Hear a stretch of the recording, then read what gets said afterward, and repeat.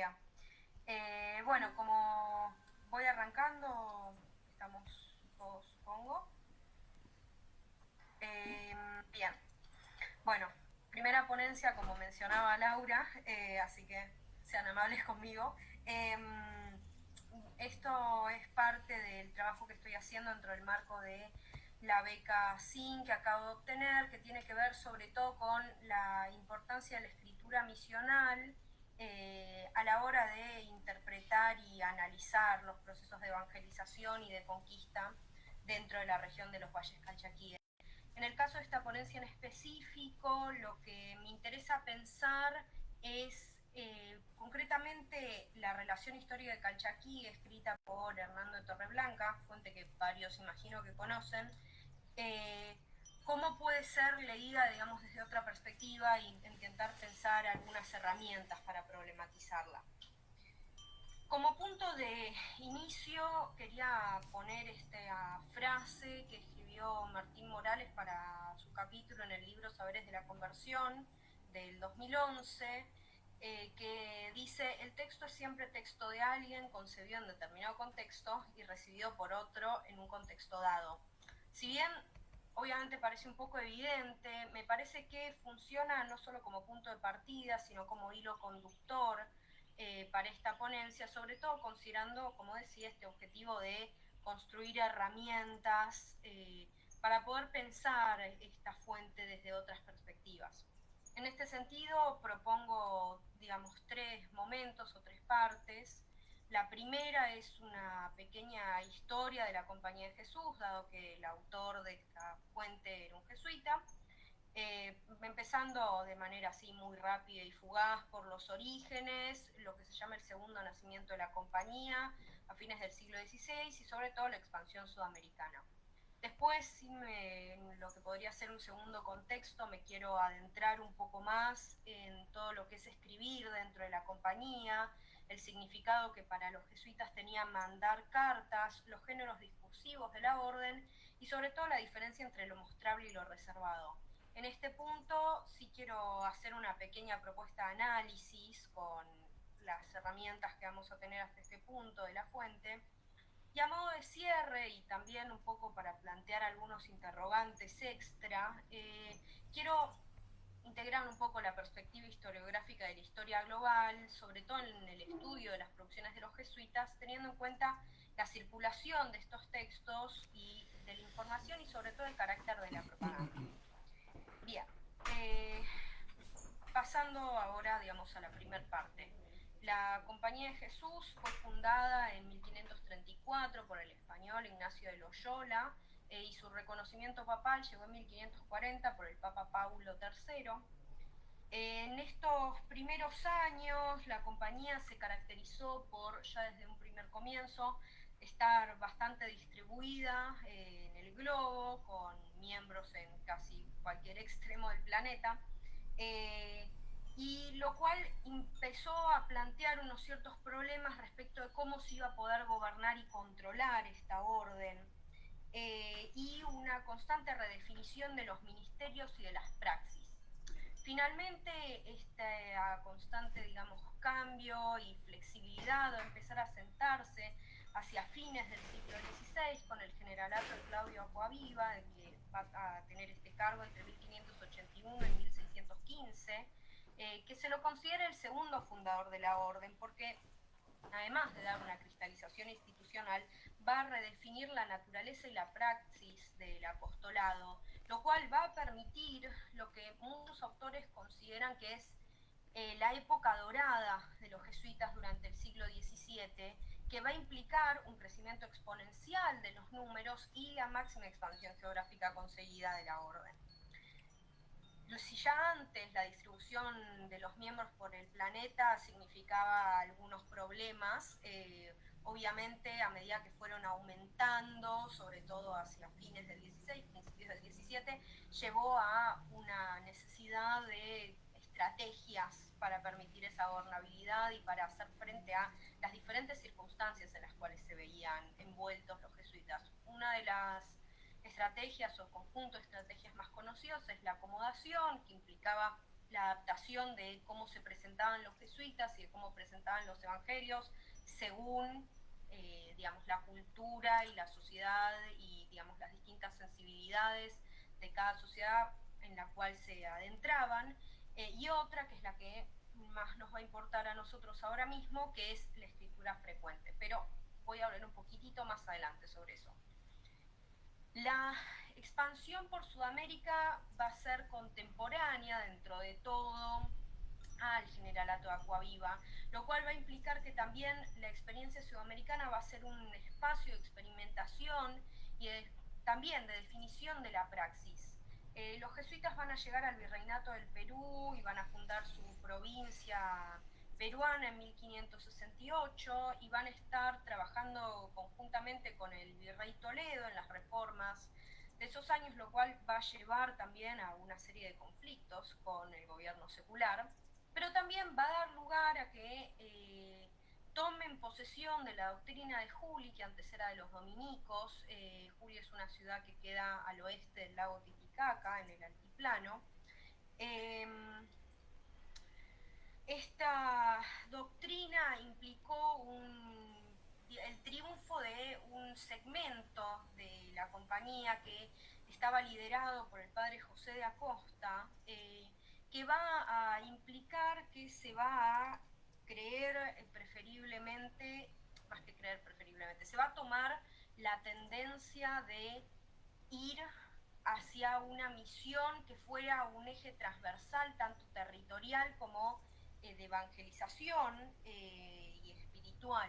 Entonces Julia en realidad va a ser un punto de partida también para los jesuitas cuando van a expandirse hacia el sur, Chile, Paraguay y principalmente para nosotros la gobernación de Tucumán.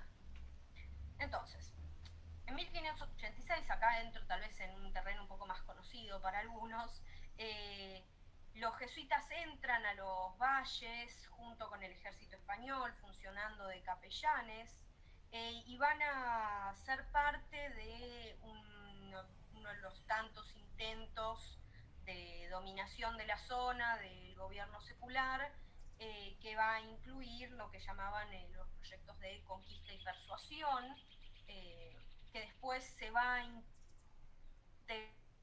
integrar y se va a relacionar después de la fundación de la provincia de Paraguay con un plan evangelizador integral. Entre estos dos aspectos se va a hacer entre 1610 y 1613 un aumento de los ingresos a la zona, pero se van a encontrar, como ya dijeron mucho mejor que yo todos los que expusieron antes, con que esta era una zona muy inestable, que se caracterizaba por la resistencia constante, concepto que define muy claramente Lorandi, de las distintas poblaciones indígenas frente a la dominación española, y que también se reflejaba en una desconfianza de los padres jesuitas y de cualquier otra orden.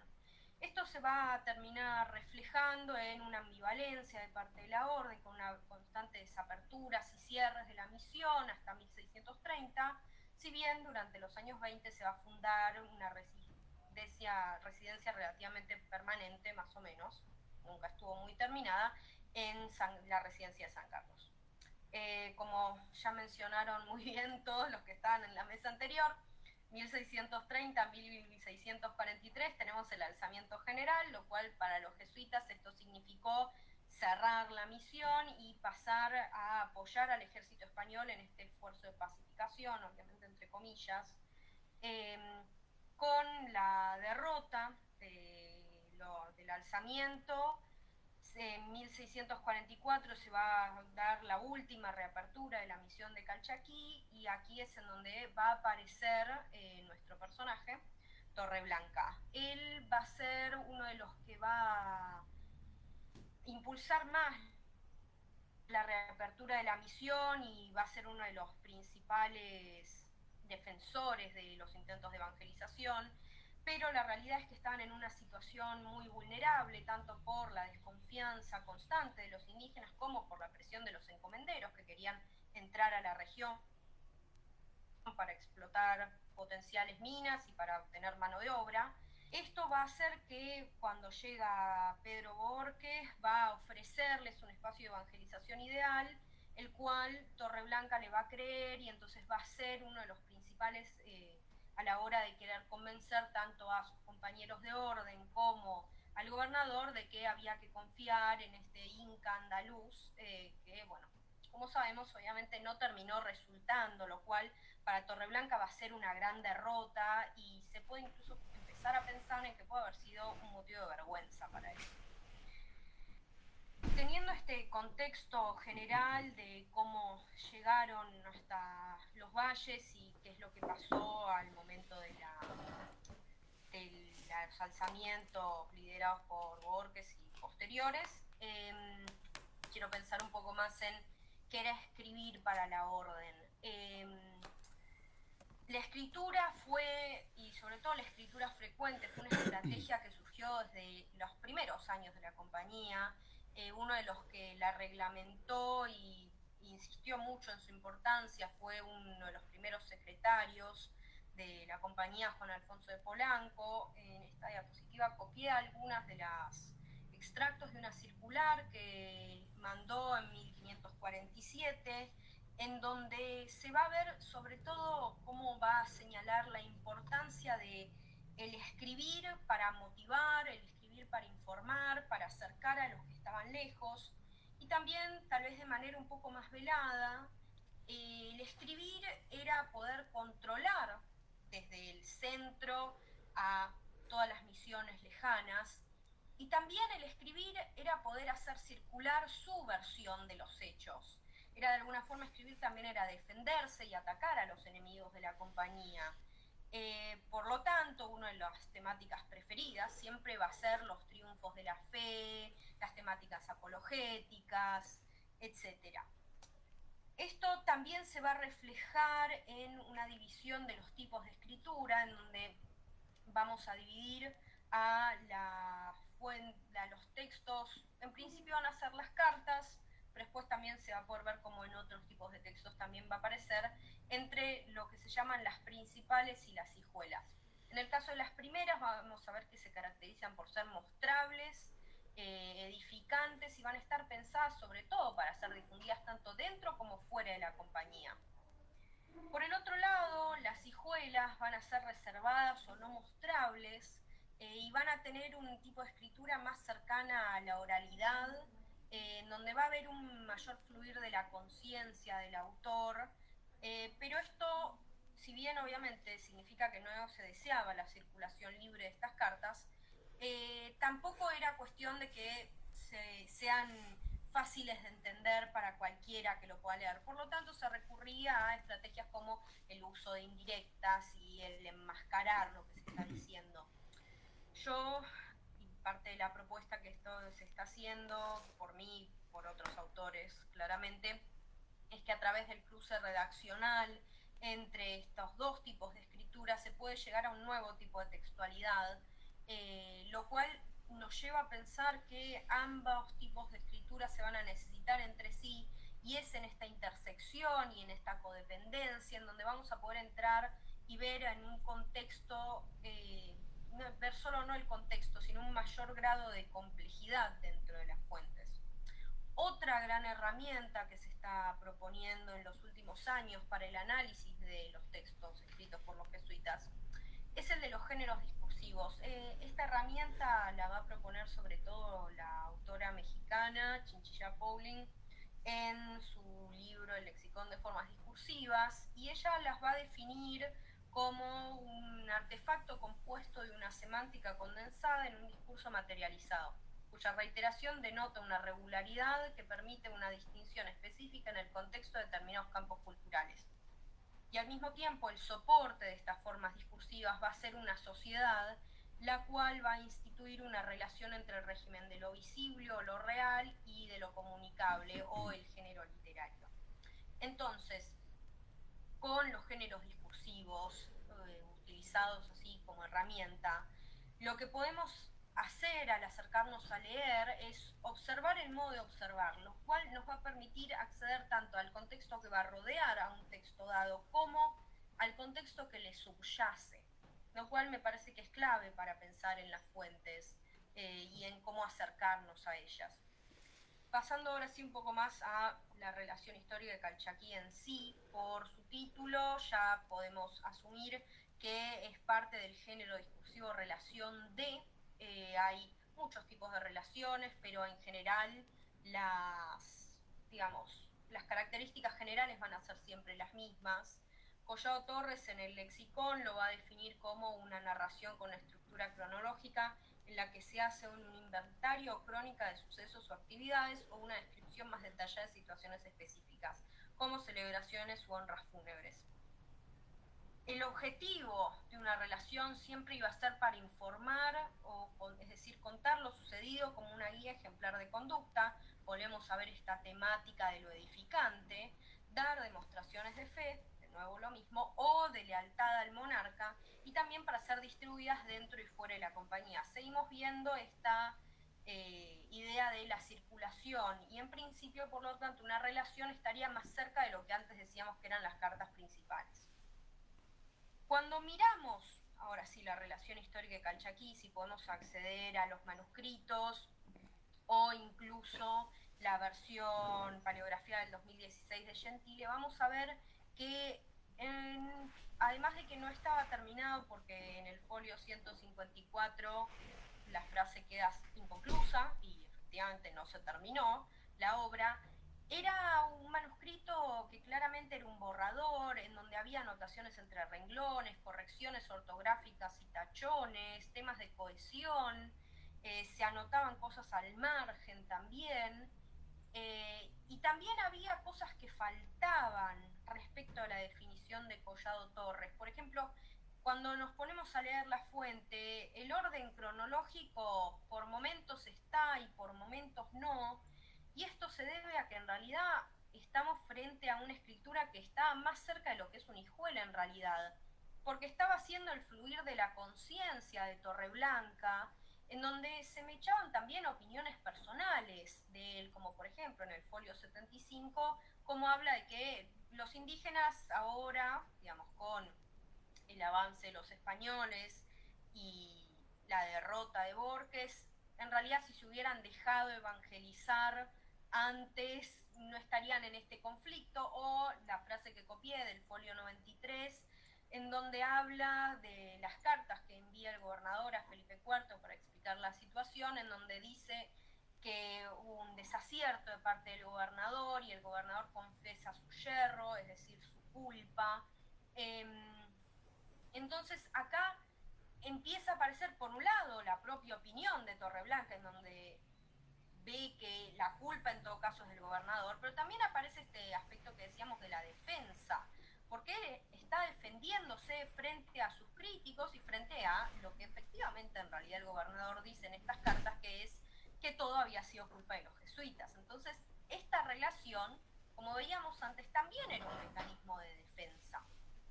Entonces, al tener en cuenta estas herramientas, lo que estamos pudiendo acceder es un poco a la intencionalidad del autor, y a la subjetividad de este, y me parece que es necesario tenerlo en cuenta a la hora de enfrentarnos a una escritura como esta, no solo porque sea un texto que está más cerca a las hijuelas y a los textos no mostrables de la compañía, sino también por ser escrito por un miembro de los jesuitas, que va a siempre implicar estos juegos de defender y atacar e informar y edificar. Esto, sobre todo, y para ir cerrando, va a ser muy pertinente a la hora de integrar dentro de nuestro análisis lo que es la perspectiva de la historia global, porque nos va a permitir hacer otras preguntas. Y nos va a dejar tener en cuenta también cómo la compañía en realidad era parte muy importante de esta globalización temprana que un historiador como Hausberger va a definir como un entramado de relaciones diversas que va a cubrir el globo para el siglo XVI. La misión y la religión en sí va a ser una parte muy importante de este entramado de relaciones, y la misión en concreto va a ser un vector para la expansión europea por todas las puntas del globo.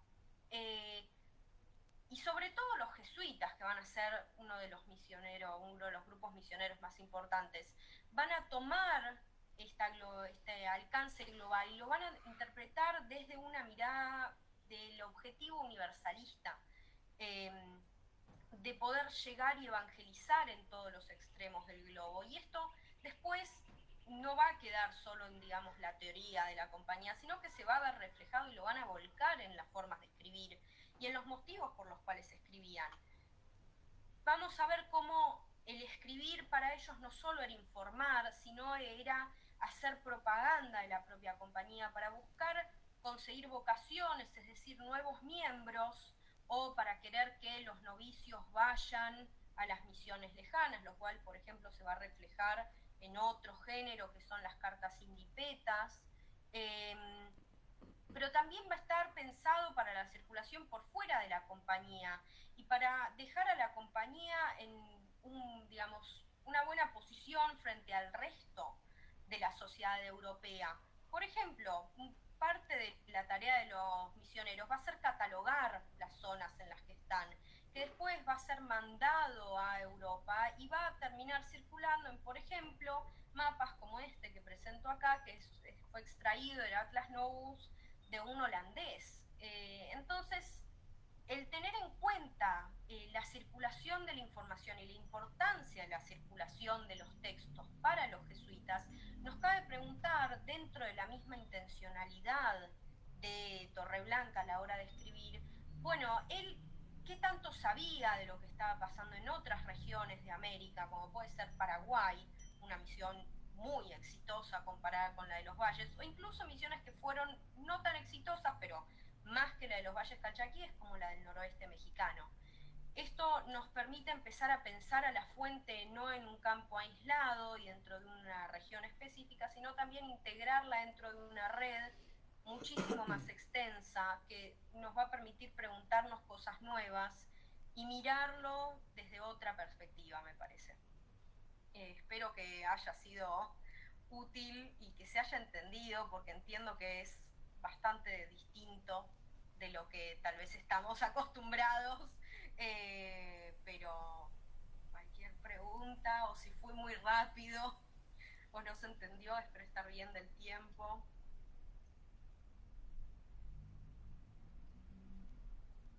Laura, creo que no te escucho. Sí, Laura, estás muteada. Ah.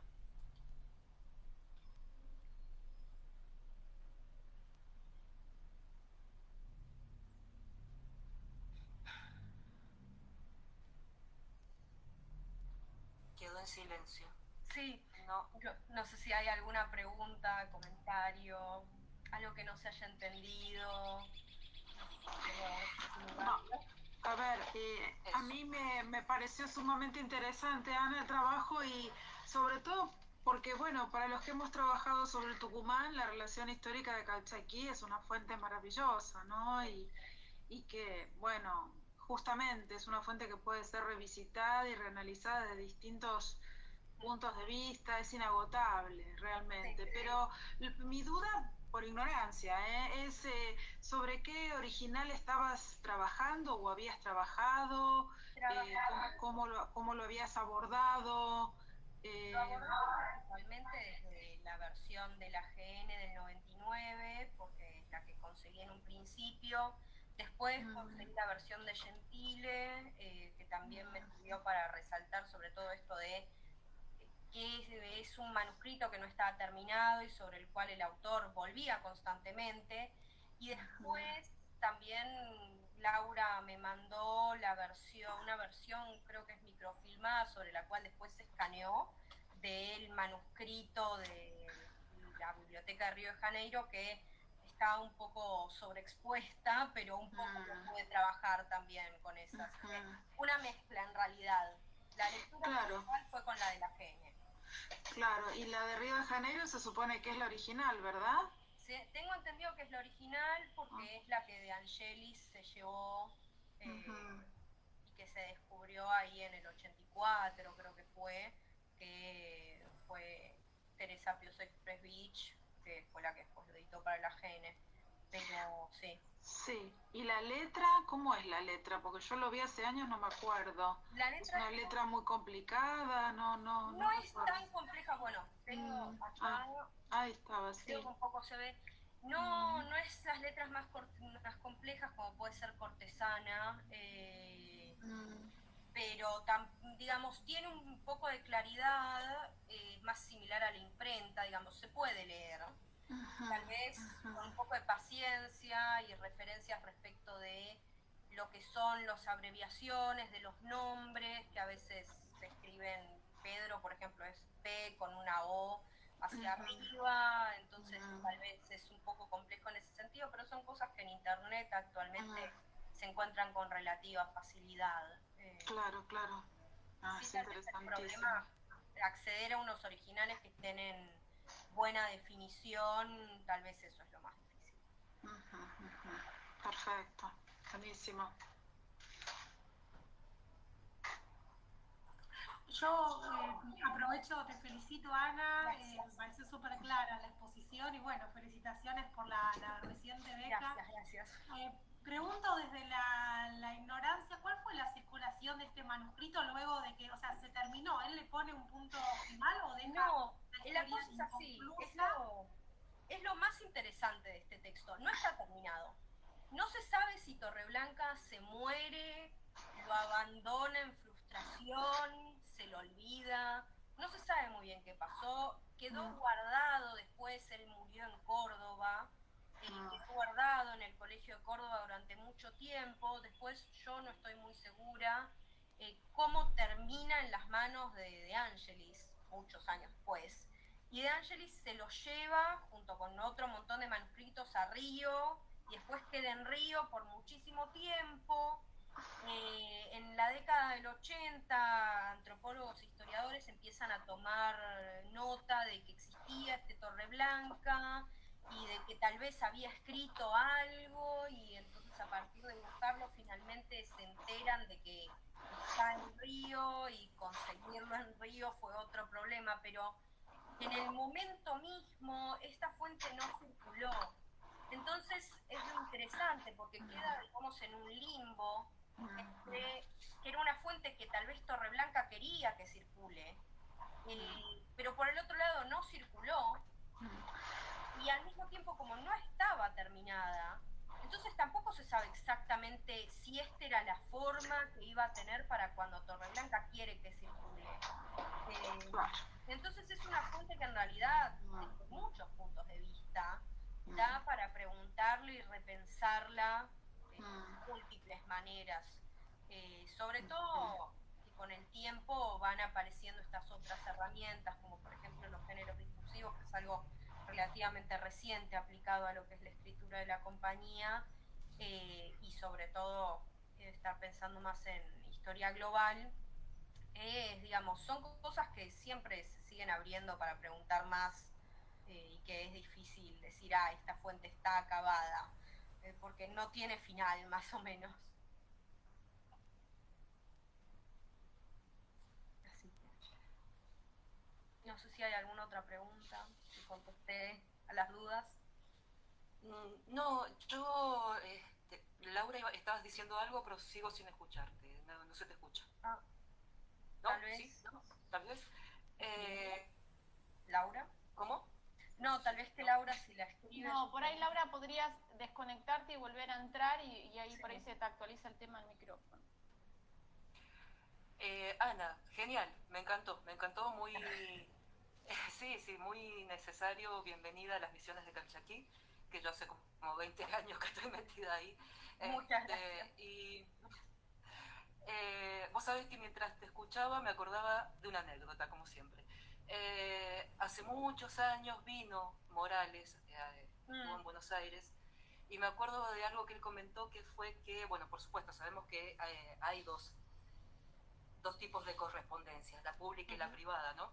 Sí. La correspondencia privada, bueno, o cómo se arman las cartas anuas, por ejemplo, que en realidad es un hábil medio de propaganda justamente para mostrar a la corte, para mostrarle a Europa los triunfos de la orden en América, cuando justamente la intención era pescar más adeptos o más apoyo.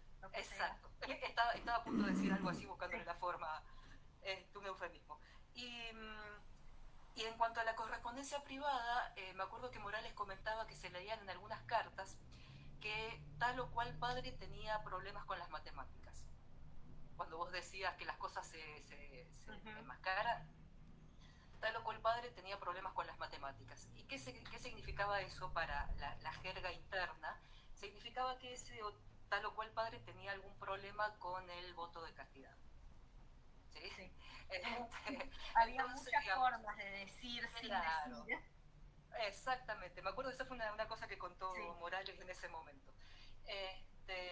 Que bueno, también entre otras tantas cosas, Largo me echó eso de que las misiones de Calchaquí fueron un fracaso, qué sé yo, cosa que yo trato de rebatir permanentemente. Sí. Pero bueno, ahí tenés una vez, cuando un padre tenía problemas con las matemáticas, por las dudas de que esas cartas cayeran en las manos equivocadas, ¿no? Sí. Bueno, había un padre que no entendía la tabla del 2, cuando en realidad estaba teniendo problemas con el voto de castidad. Así que bueno, genial, felicitaciones. Muchas gracias. Me encantó. Así que esperamos seguir escuchándote y leyendo cosas tuyas. Sí, esperemos que sí.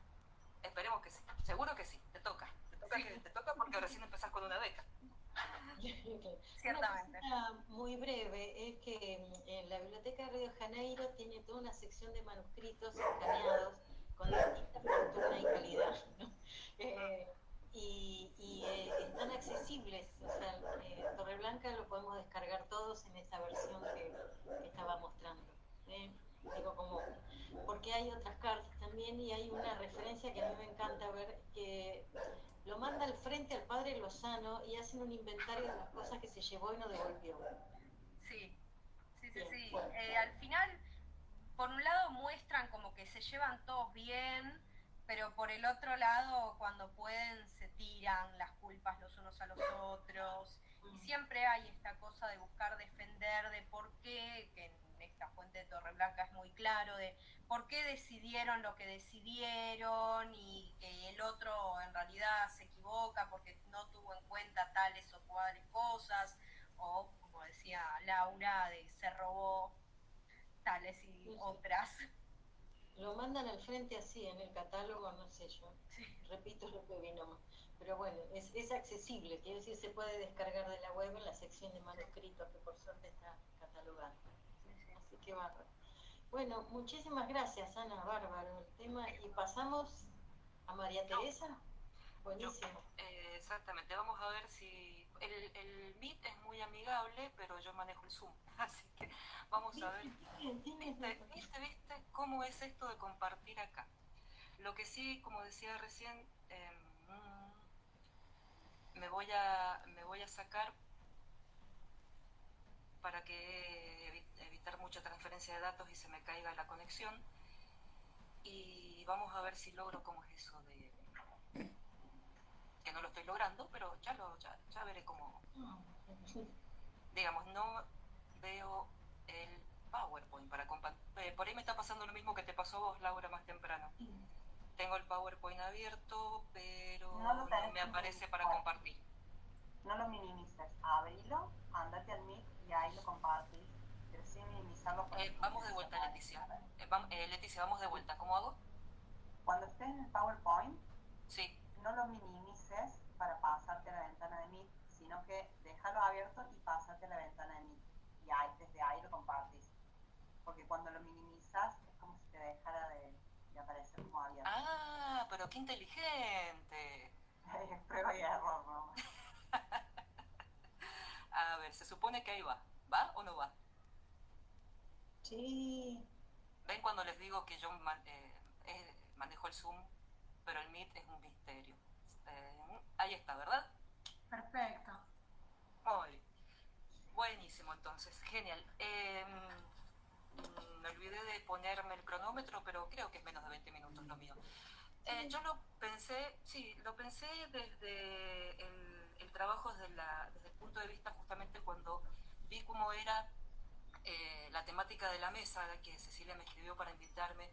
Dije el tema de la resistencia, y fue algo que me hicieron ver hace un tiempo atrás cuando fue el tema esto fue parte de mi tesis doctoral, que desde la arqueología yo estaba concentrada en otras cosas y una de las jurados de tesis me hizo prestarle mucha atención a esto de la resistencia, de cómo se podía ver la resistencia en el registro arqueológico. Entonces, fue realmente un tema muy interesante y es un poquito de lo que les voy a comentar ahora. Por eso lo planteo desde el punto de vista del discurso y desde las prácticas. Y como Ana ya hizo una introducción excelente, yo solamente voy a comentar que el trabajo lo centré en la única misión de Calchaquí de la que se conserva evidencia material, donde tuvo lugar un proceso particular de relación intercultural de corta duración en términos estrictos, pero que generó un registro material singular.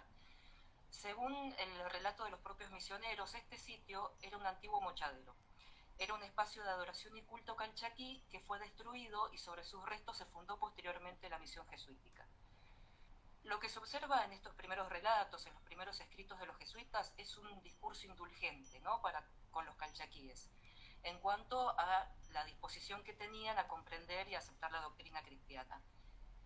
En principio las expectativas eran grandes cada vez que los jesuitas ingresaban al valle, pero al poco tiempo el desengaño se les hacía patente y los comenzaban a calificar de verdaderos idólatras, de apóstatas, con errores y con vicios naturalizados. Una u otra estimación va a depender del grado de oposición justamente que presentaban a ser evangelizados. En mi opinión, lo que el jesuita estaba llamando obstinación o incapacidad sería una postura de resistencia permanente. De manera que mi objetivo entonces acá fue analizar brevemente cómo se infieren en el registro arqueológico esas conductas consideradas manifestaciones de la idolatría, reconociendo las prácticas contrahegemónicas de los grupos locales en las evidencias materiales que han logrado perdurar en el tiempo. En este sentido, yo tomé como punto de partida la propuesta de la arqueología del contacto, que por supuesto trata del contacto entre personas de distintas culturas, pero se centra en particular en aspectos de intercambio ideológico y simbólico, además de la resistencia. Todos estos temas no son tan evidentes justamente en el registro material, por lo que se considera que justamente está muy relacionada con el estudio arqueológico de las misiones de evangelización. Entonces, el sitio en estudio se ubica acá, espero que se vea el mouse, donde está la marca de posición, ahí, en el sector medio del Valle Calchaquí. Está en el paraje Piedra Pintada, que es en la Quebrada de las Flechas, dentro del departamento de San Carlos, en la provincia de Salta. Se trata de la misión que fundara el padre Cristóbal de la Torre en 1618 y que en las cartas anuas se denomina como Misión de Calchaquí o Residencia de Calchaquí. La denominación de San Carlos de Tucumanao corresponde al nombre con que registramos al sitio arqueológico, justamente para diferenciarlo de la misión de San Carlos Borromeo, que es la que se ubicaría en las inmediaciones del actual pueblo de San Carlos. Para esta misión hay muchas referencias. Por ejemplo, Fortuny dice que aún pueden verse los restos de esta misión en el sitio denominado Piedra Pintada, entre Santa Rosa y Las Flechas. Como ya lo había señalado Ambrosetti a fines del siglo XIX, estos restos se ubican en un sitio que está formado por una prolongación de la meseta que baja del cerro y que concluye allí. Sobre la punta de la meseta se hallan las ruinas de una capilla de adobe. Entonces, esta meseta es una pequeña superficie, que es esta que se alcanza a observar acá. Se ve el mouse, ¿verdad? Sí. Sí. Esta pequeña, esta foto está tomada justamente desde ese cerro que dice Ambrosetti. Desde este cerro hacia el norte baja la meseta, esta pequeña meseta, que es esta imagen proyectada aquí, ¿sí? Es una pequeña meseta que se extiende perpendicular hacia la margen derecha del río Calchaquí, que es lo que corre por acá abajo. Los restos arquitectónicos de la iglesia, aquí en proyección, se ubican en el extremo norte. Acá alguito se alcanza a distinguir que ese punto justamente es el que tiene mayor grado de visibilidad hacia y desde el valle. Desde allí se visibiliza entonces todo el macizo de la Quebrada de las Flechas, esto que está aquí enfrente cruzando el río, que es la Quebrada de Yambao, donde se encuentra un panel con pinturas rupestres, y desde ese punto de la meseta también se tiene control visual sobre todo el valle, sobre todo sobre las vías de comunicación hacia el este. Entonces, la existencia de un espacio de gran importancia simbólica parece haber sido un dato ya bien conocido por los primeros misioneros. Como refiere el padre Darío, y él dice que fue particular lo que le sucedió en Tucumanao, donde quemamos una casa o mochadero famoso que estaba puesto muy de fiesta, bueno, y con el mochadero también quemaron muchísimas varillas con sus plumas.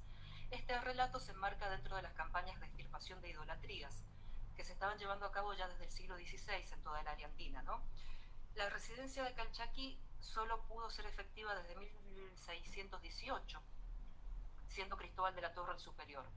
Él, en su informe de 1619, enfatiza y lo cuenta con mucho entusiasmo, ¿no? Que estando en el sitio de Tucumanao, con 3 compañeros más, fueron visitados por ese pueblo, por Tucumanao, y por otros pueblos más. Hubo un intercambio de regalos entre ellos. Entonces, Cristóbal de la Torre dice que después les dijo que habían de hacer allí la iglesia, y todos los pueblos con mucha voluntad se pusieron a construirles una iglesia y también unos aposentos donde ellos se acomodaron. Sin embargo, el provincial Pedro de Oñate, que es el que firma estas anuas de 1620, no comparte ese mismo entusiasmo. Para él, los calchaquíes no son cristianos sinceros, sino son apóstatas, son verdaderos idólatras.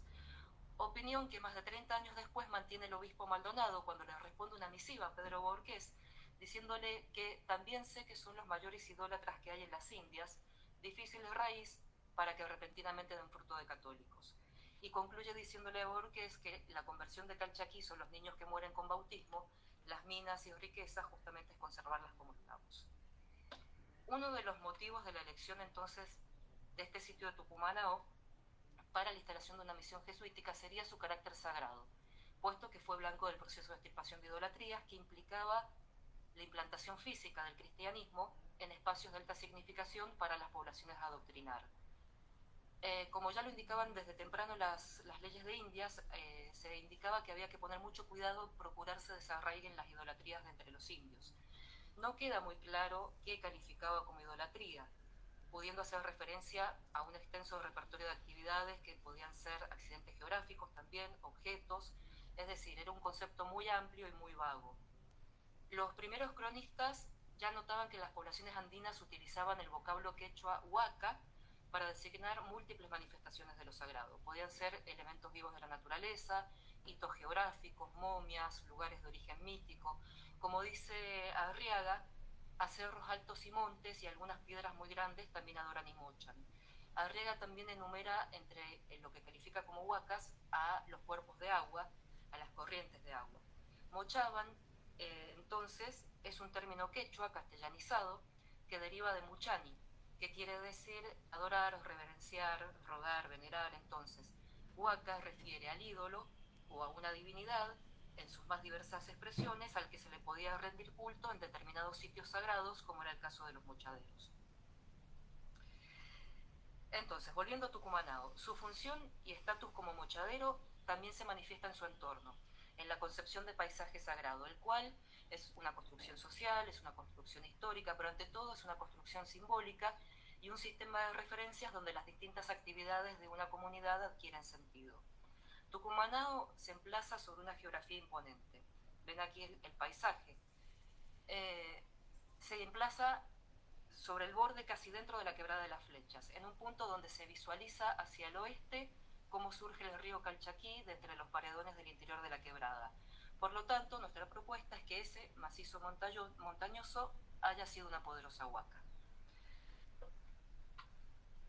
El uso ritual también de un espacio puede incluir representaciones rupestres, que debieron ser lugares de peregrinaje, lugares de reunión, justamente por esta sacralidad de los cerros huaca.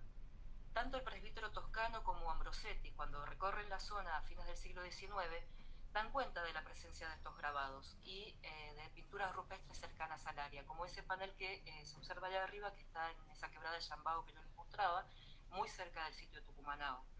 Y estos autores vinculan estas manifestaciones a las ruinas de la capilla de adobes y al antiguo adoratorio indígena. Por eso, aunque es un poco larga, está interesante esta cita de Ambrosetti, porque es muy significativa. Ambrosetti dice que en este punto se ejercieron prácticas religiosas, casi está fuera de duda, por el hecho de que allí se edificó la capilla cristiana, lo que no puede atribuirse a la casualidad, sino por el contrario a una intención preconcebida por parte de los primeros misioneros, quienes, viéndose en la imposibilidad de extirpar creencias profundamente arraigadas en sus catecúmenos y sabiendo que a pesar de su enseñanza no dejaban de frecuentar estos lugares con fines votivos, guiados por la herencia de su religión, resolvieron mudar de táctica, edificando sobre ese lugar sagrado para los indios el templo cristiano, el que por ese solo hecho ganaban importancia y santidad a los ojos de los neófitos. Es decir, Ambrosetti lo entendió perfecto, lo entendió todo. Yendo ahora al registro material, la variedad y cantidad de objetos recuperados durante las excavaciones fue bastante escasa, pero en función del objetivo propuesto interesan dos rasgos en particular. Primero, el hallazgo en superficie, a unos 50 metros de la pared posterior de la iglesia de la Misión, de este fragmento de cabeza. Es un fragmentito de la cabeza de una pequeña figura antropomorfa modelada a mano. A pesar del alto grado de erosión que presenta acá el rostro, se vislumbra en la parte superior, ¿sí? Una franja modelada que podría representar un tocado o la línea de las cejas, y acá en el cuello un puntillado representando posiblemente un collar. Estas estatuillas que, por ejemplo, acá abajo puse un par a modo de ejemplo. Acá esta foto se las robé a Míguez y colaboradores para mostrar así justamente a modo de ejemplo, y a ellos también les robo esta frase. Ellos plantean que estas estatuillas se consideran entre los objetos arqueológicos del NOA de mayor interés, destacando por su belleza y por la insoslayable carga simbólica que encierran sus representaciones. Entonces, respecto a su posible relevancia y simbolismo, a estas estatuillas se les solía identificar como ídolos con una funcionalidad religiosa específica, porque solían hallarse en contextos funerarios, como lo dice Ambrosetti, por ejemplo, desde principios de siglo.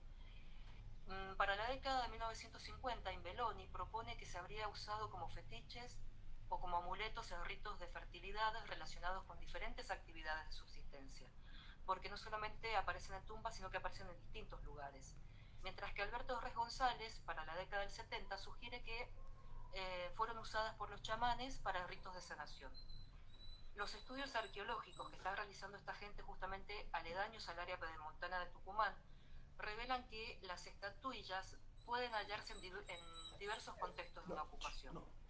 Su finalidad sería sacralizar los diversos espacios residenciales a través del culto a los antepasados, o también como representaciones de un clan, o pudieron haber sido símbolos de prestigio, identidad personal o grupal. En síntesis, nuestra estatuilla, pudo estar vinculada a una continuidad de las prácticas religiosas dentro del contexto general del mochadero, ya sea como un ídolo funerario o como amuleto de fertilidad o abundancia. Cualquiera de estas cargas simbólicas se puede relacionar directamente con un ofrecimiento a las huacas, a las cuales justamente se las propiciaba para alcanzar abundancia y protección. En segundo lugar, en la intervención en el atrio de la iglesia, en el ángulo noreste, es decir, es el ángulo frontal derecho del atrio, se halló un conjunto concentrado de artefactos líticos sobre el piso de ocupación, a unos 25 centímetros por debajo del nivel actual de superficie.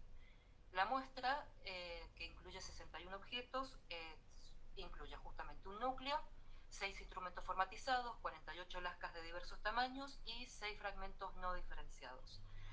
La materia prima más representada es la arenisca, seguida por la lutita, y en menores frecuencias se registra cuarcita, cuarzo, algunas indeterminadas, un granito y una obsidiana. Las materias primas más frecuentes se encuentran presentes en el área. El granito es probable que provenga de fuentes más distantes, eso todavía no lo podemos determinar, pero una cuestión particular es la obsidiana, esta que está acá abajo, porque no es local. La obsidiana no es una materia local, es posible que haya ingresado al sitio justamente en forma de rodado.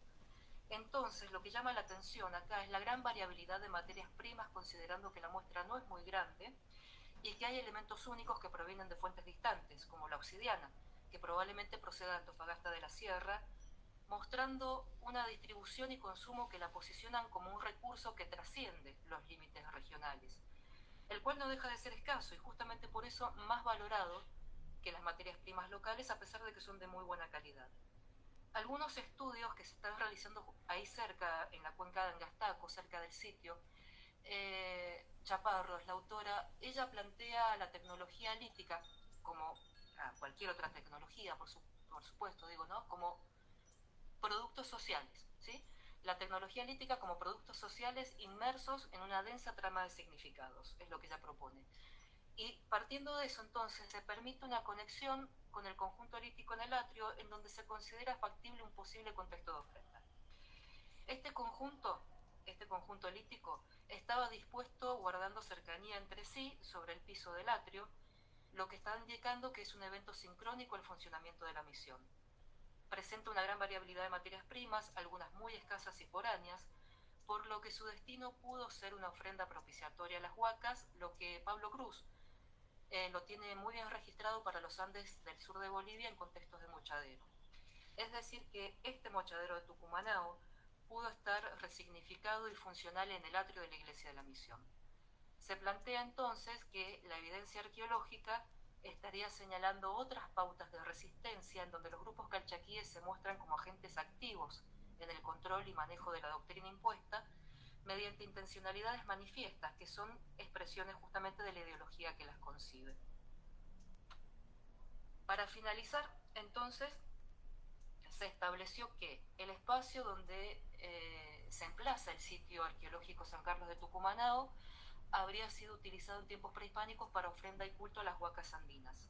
Partiendo de la hipótesis que este mochadero continuó activo hasta mediados del siglo XVII, resignificando su sacralidad con la imposición de la religión cristiana, se plantea que dicha huaca es el macizo de la Quebrada de las Flechas que está rodeando el sitio. En la cosmovisión andina, los cerros huacas son la esencia del poder de lo divino, en un nivel tangible, en un nivel material. Estas huacas son hitos cargados de significación, pero como no podían ser destruidas, se pretendió extirparlas, con éxito variable, mediante la implantación de simbología cristiana como los templos y las cruces. Pero esto llevó a una paradoja. Si bien las cruces levantadas sobre los mochaderos durante la extirpación de idolatrías causaron resistencia entre los indígenas, al mismo tiempo inspiraron una devoción reinterpretada porque estaban en o sobre los restos de los adoratorios. La cruz, como símbolo prehispánico del agua, vino a complicar bastante más el panorama, justamente. Entonces, los restos de la misión dan cuenta de un modelo arquitectónico que organiza los espacios de acuerdo a una jerarquía relacionada con el culto católico, que si bien habría impactado en las comunidades locales, al mismo tiempo posibilitó oportunidades de resistirlo activamente mediante la resignificación o continuidad del espacio sagrado calchaquí. Por eso, debido a que reunirse en el interior de la iglesia para la liturgia pudo chocar con la reticencia indígena, a lo que se sumaba también lo peligroso de recibir en un espacio cerrado a una población que era muchas veces hostil, es que el atrio se transformó en una gran nave abierta, ¿sí? Este recurso del atrio se originó en las capillas rurales de México en el siglo XVI, con muchísimo éxito, y en cierto modo recobraba el sentido ritual de los espacios abiertos en las ceremonias prehispánicas. De hecho, muchos de estos atrios se hicieron justamente sobre las ruinas de templos indígenas. Es por eso que se propone el atrio como un espacio donde se disimulaban pequeños actos de resistencia. De hecho, Arriaga ya denunciaba el concepto de disimulación por parte de los indios, que consiste en fingir veneración por algo cuando en realidad se estaba venerando otra cosa. Entonces, considerando que el poder se ejerce con métodos en algunos casos imperceptibles, pero en ocasiones también mediante el uso de cultura material, como puede ser el edificio de la iglesia, pueden surgir respuestas contrahegemónicas. Analizamos los objetos arqueológicos y su contexto como discursos de afirmación de la identidad, pero fundamentalmente desde el concepto de contacto planteado al principio, que implica la noción de resistencia frente a esta imposición de una ideología que pretende disciplinar. Muchas gracias. Ahí dejo de compartir. Así que abrimos el espacio de preguntas y de comentarios. Dejé de compartir, ¿verdad? Sí, dejé de compartir. Sí. Ahí está, sí, porque el Meet es misterioso. ¿Me escuchan, no? Ahora me escuchan. Va. Bueno, como no empiezan, empiezo yo porque me surgieron un montón de preguntas. Me imagino. Vamos a ver si puedo poner la cámara. No quiero ser densa ni comparto el comentario. No, pero cosas muy, muy breves. No, la verdad es muy interesante la posibilidad de ubicar los lugares por las respuestas, por las nuevas preguntas que pueden surgir. Así que está muy interesante, lo seguí con enorme interés. Tengo algunas metodológicas y otras más generales. La primera, preguntarte si hay alguna secuencia constructiva que hayas podido identificar, digamos, más allá de ubicar el mochadero porque tuviera un significado ritual previo, si vos veías que hubiera construcción prehispánica por debajo de cimiento, perdón la palabra estrictamente arqueológica, pero es lo primero que me surgió. Si había algún tipo de alguna reconstrucción, digamos. Me salgo de vuelta del video porque se me corta. Así que bueno. ahí mejora un poco la transferencia. No se encontraron restos por debajo de la iglesia. Tampoco hay una descripción precisa de cómo eran estas casas de ídolos. Pero el punto está en que por debajo de los cimientos, a los 60 centímetros se llega a la roca base de la meseta.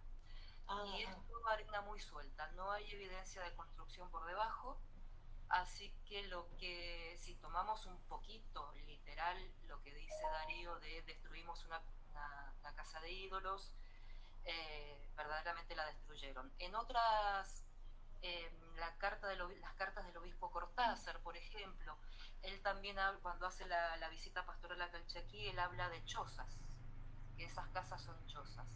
No habría, por lo menos acá, una evidencia como la que hay, por ejemplo, en el sitio arqueológico de Rincón Chico, en Yocavil, el que trabaja Miriam Tarragó, en donde hay toda una estructura, una construcción de piedra de colores encima del cerro, que la plantean como una huaca, justamente, como un mochadero, que es una construcción cuadrangular muy grande, con piedras de 3 colores, muy bonitas. Sí. En este caso, probablemente haya sido justamente una choza, como dicen las crónicas.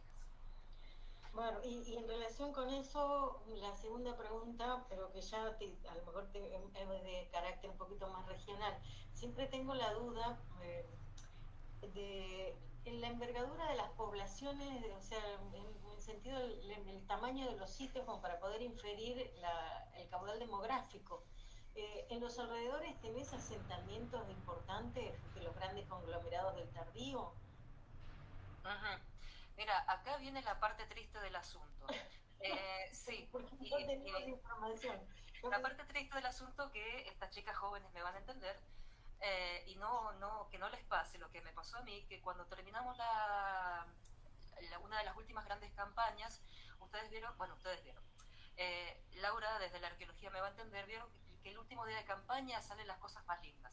Cuando ya estás cerrando todo, que te tenés que ir porque te tenés que subir al colectivo o agarrar la camioneta y volverte, ese día aparece lo mejor. Y acto seguido se terminó la beca del CONICET. ahí vino la parte triste, ¿no? Claro. Bueno, el punto está que justo en esos últimos días encontramos el poblado indígena arriba de la quebrada. Perfecto. A unos 50 metros, en línea recta, ¿no? A unos 50 metros, justamente CUTE me hizo todas las proyecciones con SIG, el grado de visibilidad, la visualización. Están bastante cerca, pero es muy difícil subir. Está en un lugar muy, muy difícil de subir y es una población muy grande. Los restos, ustedes conocen el sitio de Quilmes, por nombrar algo conocido, el sitio de Quilmes en Tucumán, algo más o menos parecido. De grande, ¿sí? De grande. Es realmente muy grande, donde solamente muy poca gente sabe que está, pero la gente de la zona, porque detectamos pozos de huaqueo. Y es un sitio muy grande que está ahí cerca de la misión. Yo planteo que son los calchaquíes afectados a la misión. Es una misión, justamente, está ubicada al lado del poblado, no es, digamos, esa organización compleja que implica una reducción jesuita, sino que ellos fueron, no movilizaron gente, sino que ellos fueron y se instalaron entre la gente, y justamente está muy cerca el poblado, con un alto grado de visibilidad hacia la quebrada de Llambado, donde está el panel de pinturas rupestres. Entonces, indudablemente era la gente que hacía uso de ese mochadero. Bien. Y ahí quedó para las generaciones futuras. Porque iba a decir, ojalá pudiera seguir, porque la verdad que está interesantísimo. Y porque por un lado me parece bomba la explicación por el lado del mochadero, la reutilización del mochadero, muy interesante, y también uno siempre piensa las misiones como emprendimientos económicos, y resulta que para poderse sostener tiene que tener mano de obra, más allá de seres evangelizables, vamos a decirlo de esa manera. Claro. Las misiones eran emprendimientos económicos, entonces bueno, siempre la pregunta que yo me hacía era ¿dónde reside la población? Porque además es muy numerosa la población de Calchaquí, la envergadura de los sitios de esa zona generalmente es enorme. Entonces me estaba faltando hilvanar el mochadero con el aspecto productivo, y con tu respuesta ya me quedó, y ojalá que alguien pueda retomarlo. Ojalá se pueda retomar. Claro. Yo o alguien más. En este caso, como sería una misión, una residencia, depende de un proyecto de mayor envergadura para sostenerse. Lo que se ve en las cartas es que era mantenida desde los colegios de Tucumán y Salta, estas misiones. Pero aparte, yo planteo que ellos estaban instalados ahí por una cuestión que se enmarca dentro del proceso de extirpación de idolatrías, pero los jesuitas se movilizaban mucho por el valle. De hecho, llegaban a evangelizar al punto norte en Cachi, cerca del Nevado de la Cay, donde había explotaciones mineras. Hay evidencia de que ahí también tenían una pequeña misión donde periódicamente se movilizaban para ir a evangelizar a esa zona, así como también evangelizaban un poco. A ver, esta misión está, Tucumanao, este sitio de Tucumanao en Piedra Pintada está solo a 40 kilómetros del actual pueblo de San Carlos. Entonces también se movilizaban mucho para esa zona. Como Ana lo dijo en su momento, después de las guerras de estas guerras de 1630, cuando ellos vuelven a instalarse en el valle, hay indicios de que ellos vuelven a instalarse acá en Tucumanao, en el 41, pero en el 46 se hacen una segunda misión y atienden a las dos por partes, por turnos, se van turnando. Entonces están atendiendo tanto en Tucumanao como en San Carlos Borromeo, que es la del actual pueblo de San Carlos, la que da nombre al pueblo, de hecho. Esta ya tiene más visos de reducción, como que ahí ya bajaron a distintos pueblos y los tienen reducidos ahí, porque aparte estaba el fuerte.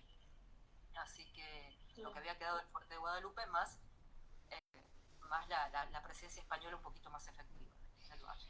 Claro, porque lo que veía también es que las misiones después, sobre todo la de San Carlos, que se vuelca a los trajines de mulas, ¿no? Y ahí los jesuitas intervienen en ese, que es otra de las grandes rentas, digamos, los negocios de la gobernación, ¿no? Los trajines o las sí. Vos sabés que sí, porque hay un pequeño detalle también. Cuando las mulas, pero no para San Carlos, para Santa María, ¿sí? Para Santa María de los Ángeles, la que está en Yocavil, que ahí, bueno, no, Lozano la ponen en una parte, otros la Urruy la ponen en otra parte, no sabemos dónde pudo estar Santa María. Hay cierto consenso en que la misión de Santa María estuvo en lo que hoy es Fuerte Quemado.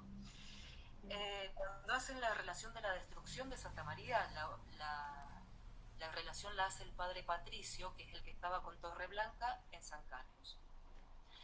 Cuando Borges los echa, que los echa para Salta y destruyen las misiones, a los 3 días el padre Patricio vuelve por su cuenta, cruza el río, hay toda una descripción geográfica que a mí me permite ubicar muchas cosas, y bueno, él da cuenta de la ruina de la misión de San Carlos, y en el medio cuenta cómo la pasaron los de la misión de Santa María, que la pasaron bastante peor, cuando destruyen, los indios destruyen, los Ingamana, los Yocaviles, destruyen la misión de Santa María.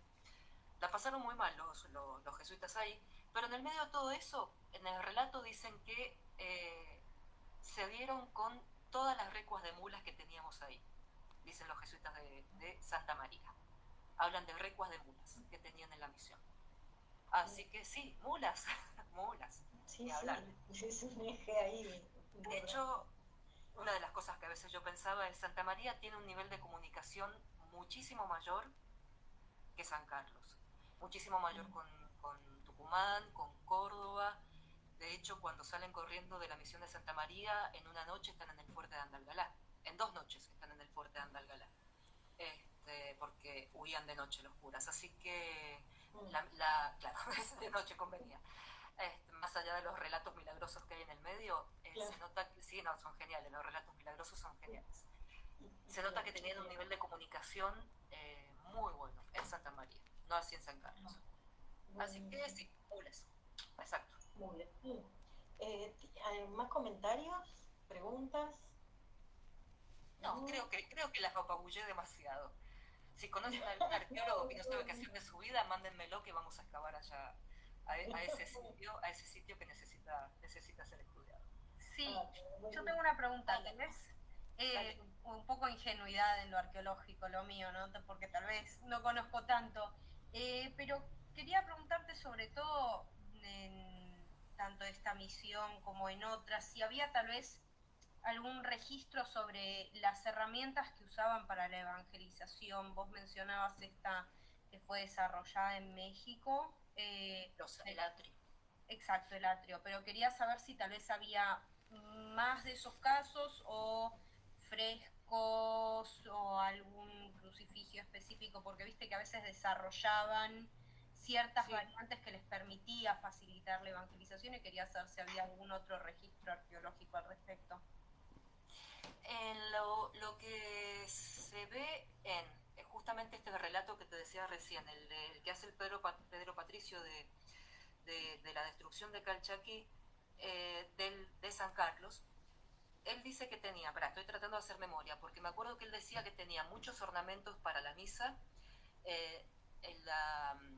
me olvidé cómo se llama, donde ponen el incienso, vinagreras, tinajas de plata. Cálices también. ¿Sí? Cálices mencionan también.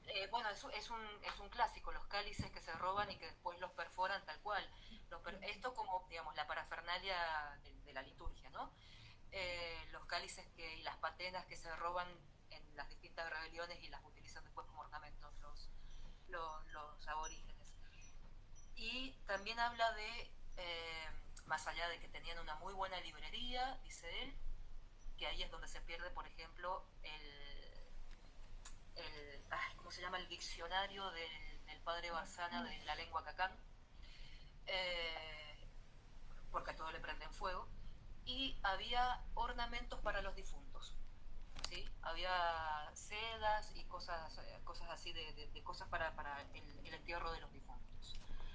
En cuanto a lo que sería objetos materiales, ¿no?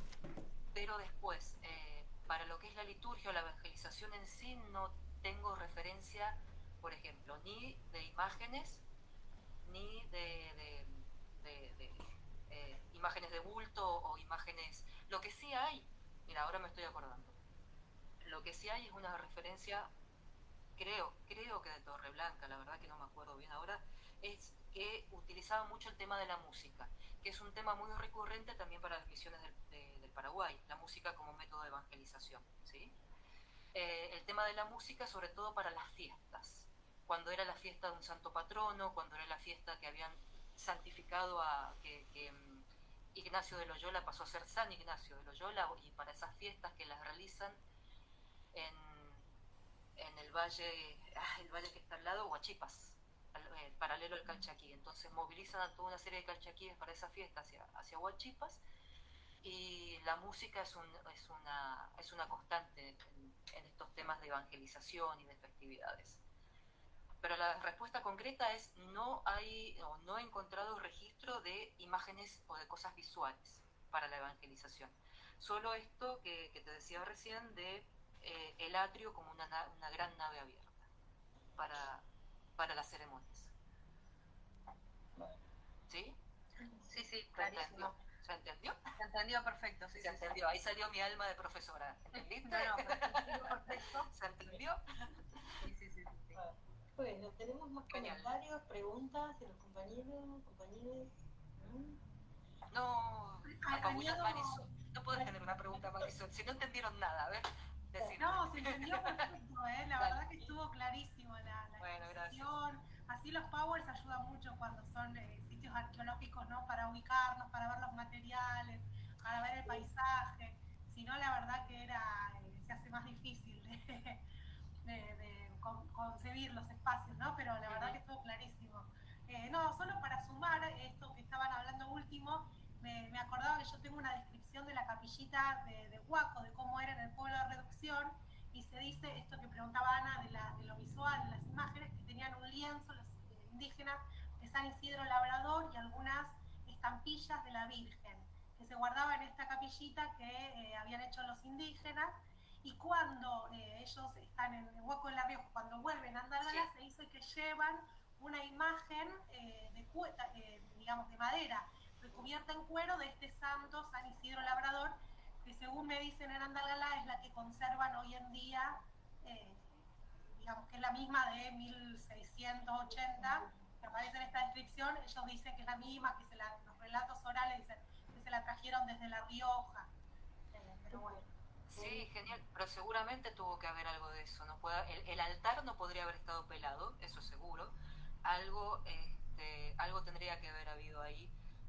Algún santo, también por esta misma época es cuando están justamente Carlos Borromeo, que era obispo en Perú, creo, ¿no? Ahora por ahí me estoy confundiendo un poco, pero bueno, vino ese proceso también de santificación.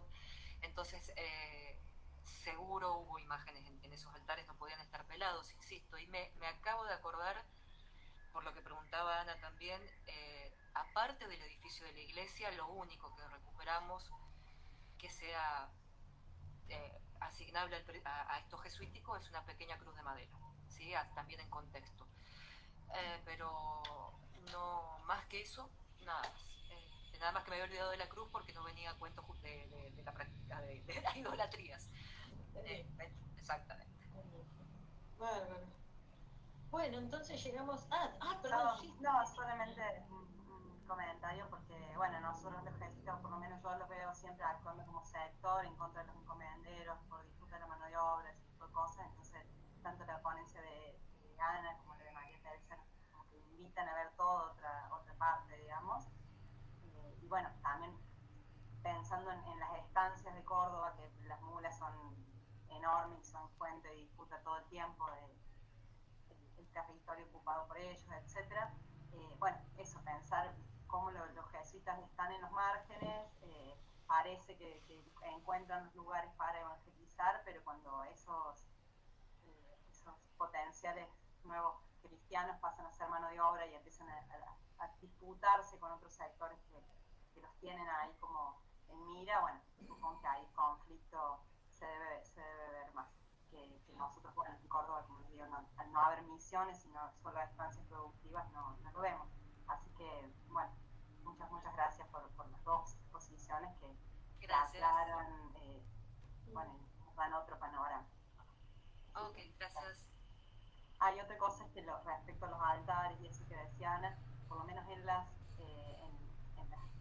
capillas acá de Córdoba, lo que tienen son imágenes hechas en la Paracuaria, que altares móviles o cosas que supongo que ante una posible huida se carga todo y se lleva, ¿no? Sí, justamente, el tema de los altares móviles lo nombran cuando empiezan a hacer las misiones ambulantes, ¿sí? Desde Alonso de Barzana, que en realidad entró más acompañando las campañas de pacificación, el primero en entrar, ¿no? En 1586, pero después de Barzana, en los últimos 10 años de ese siglo, hasta el padre Darío, en 1610, eran todas misiones ambulantes. E iban, según su propio relato así de héroe, del héroe que andaba dando vueltas, iban con una pobre cabalgadura, con los ornamentos, es todo lo que dice, y el pequeño altarcito para la misa o para las celebraciones, es cierto. En el marco de las misiones ambulantes tenemos eso. Sí. Bueno, hacemos comentarios. ¿Bien? Bueno, entonces ya pasamos al momento del cierre. Lamentablemente Cecilia no pudo participar, me avisó que no iba a participar, pero bueno, le mandamos un saludo desde acá porque dijo que si tenía pila iba a mirar el Facebook. Bueno, así que le mandamos un saludo desde acá. Como experiencia, la verdad, digo las mías, pero también convoco a todos a que participemos, ¿no? Doy un poquito el impulso, pero primero agradecerles que hayan enviado sus trabajos, que haya sido tan diverso, mejor todavía, nos encantó porque nos permite ver que realmente la posibilidad de categoría de la resistencia. Eso es lo que nos interesaba. Otra cosa que en general marcamos muchísimo es que el clima de diálogo, y sobre todo que hubo aportes y comentarios transversales, ¿no? Desde distintas experiencias de investigación, cada uno fue aportando, o sea, fue dialogado más entre el primer día y el segundo día. Eso también creo que es un mérito que nos podemos dar a nosotros, digamos, de haber podido crear este clima de trabajo, sobre todo porque hemos visto cómo las exposiciones iban, y cuando se exponía íbamos retomando, todos iban comentando, como se dijo ayer, como dijo tal o como dijo cual, y eso creo que habla del buen trabajo colectivo que se pudo armar, ¿no? Así que eso serían como los comentarios generales. Y ver que, bueno, categorías tan tradicionales, tan amplias, tan diversas, tan complejas, siguen siendo convocantes, porque hemos tenido 15, 16 ponencias y gente que se acercaba a escuchar y que estaba, yo por lo que veo acá en el Meet. Así que, digamos, sigue teniendo amplia relevancia y significación seguir trabajando sobre estas categorías, sobre todo por la diversidad que tiene. Y por último, saben que están todos invitados a participar de un dossier que tenemos preacordado, la revista Americanía de la Universidad Pablo Olavide. A los que dijeron, ya lo tengo comprometido, les hago la cabeza para que hagan una nueva versión. Siempre así que, por favor, como para que estén representadas todas las voces y sobre todo la diversidad de experiencias que ha habido, ¿no? Y sobre todo porque yo creo que otra experiencia que es muy linda, para al menos rescato, que las mismas fuentes se le pueden hacer distintas preguntas, ¿no? Fuentes o no sé, lo que estemos trabajando, se le pueden hacer las mismas preguntas y sobre todo que podemos incorporar lo que han sido en nuestros trabajos, la experiencia del diálogo de estas 2 tardes que podemos llegar a incorporar, ¿no? Y entonces, no sé, una experiencia interesantísima ha sido confluir los que persiguen nombres y analizan nombres junto con, ¿no? con los padrones, que también es un diálogo muy interesante, los que hemos trabajado en la misma rebelión, haciéndole preguntas distintas y cada uno aportando una cosa distinta.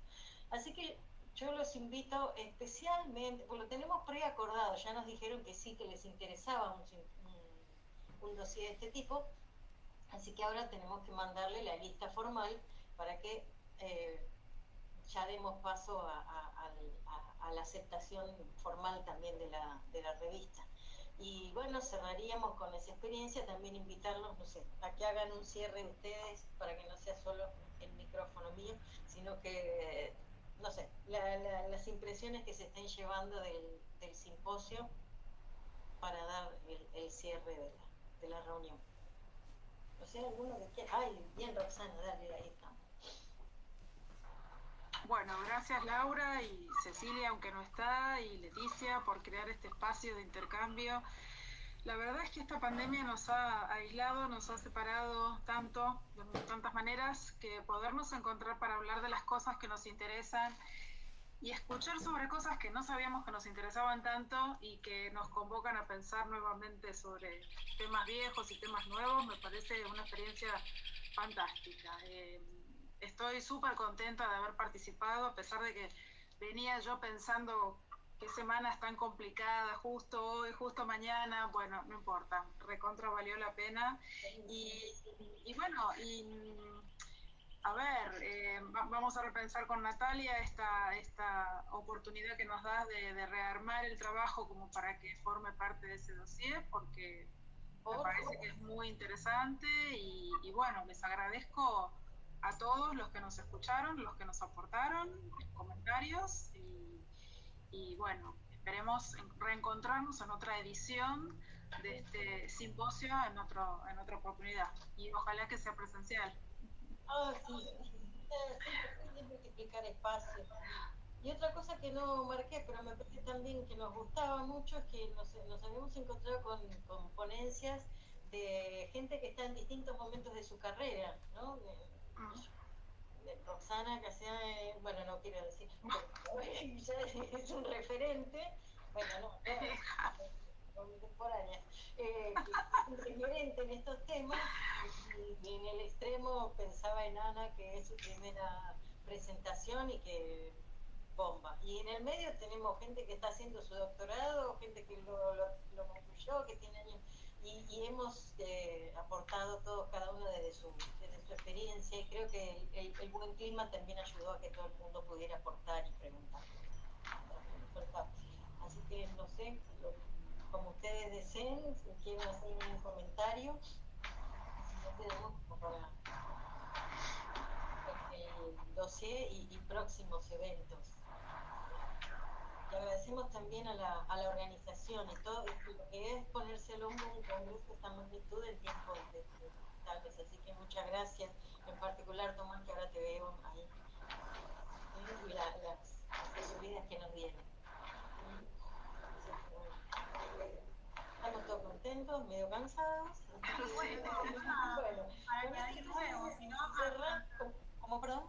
No, eso, darle el agradecimiento a ustedes que armaron la mesa, a los organizadores. La verdad que está bueno contar así con espacios interdisciplinarios, ¿no? Porque eso nos pasa mucho a los que investigamos estos temas de, bueno, me presento con esos de antropología o de historia, ¿no? Y por ahí así espacios transversales que nos puedan unir nuestras diferentes formaciones está muy bueno también, ¿no? Y esto también sí, de resaltar esto de las distintas etapas de investigación, porque a mí también me pasa, bueno, me presento en congresos de jóvenes investigadores, entonces está bueno también poner en diálogo a las distintas trayectorias y experiencias que pueda tener, ¿no?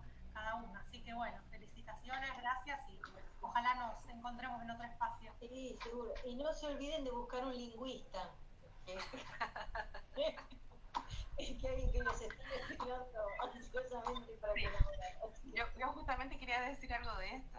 Yo, bueno, con Emma, que es genetista, yo que me dedico más como a lo biodemográfico, participar de estas instancias que son como más históricas y ver este tipo de resistencia de distintos ángulos, desde lo más simbólico a lo más patente, y nos permite como seguir problematizando esto de la agencia de la